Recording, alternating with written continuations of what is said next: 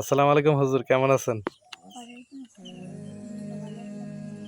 আছি আলহামদুলিল্লাহ। আপনারা কোথায় আসছিলেন? নামাজ পড়া যাচ্ছিলাম। ও, আমাদের মসজিদে না? এই যে মসজিদ। আচ্ছা, তা আপনারা কোন মাদ্রাসাত পড়েন? নোয়াপাড়ার নানি হাফিজে। ও, তো আপনি কি হাফেজ হয়েছেন? হাফেজ হয়েছেন না এখনো? এখন কি পড়েন? হেফস।